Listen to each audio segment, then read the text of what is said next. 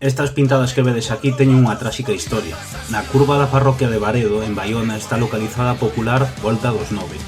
Neste lugar, o 16 de outubro de 1936, foron fusiladas 9 persoas que eran de Sabarís e Panxón, concretamente 7 mariñeiros, un labrego e un ferreiro. Estas persoas estaban detidas en Vigo e foron collidas polas bestas falanxistas e cos ollos tapados leváronos ata a curva da bombardeira para ser fusilados.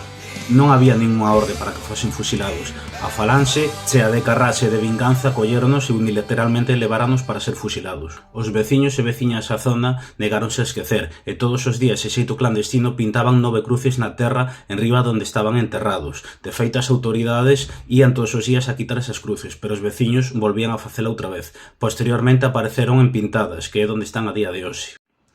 Estas persoas estaban nunha fosa común. De feito, os familiares marcaban a fosa común para non esquecer onde estaban enterrados. As persoas asasinadas foron as seguintes: Manuel Avalle Domínguez, mariñeiro de Panxón de 41 anos, tiña 2 fillos. Feliciano Pérez Pérez, mariñeiro de Panxón, 44 anos. Elías Gonda Alonso, labrego de 36 anos e veciño da Ramallosa, tiña 3 fillos.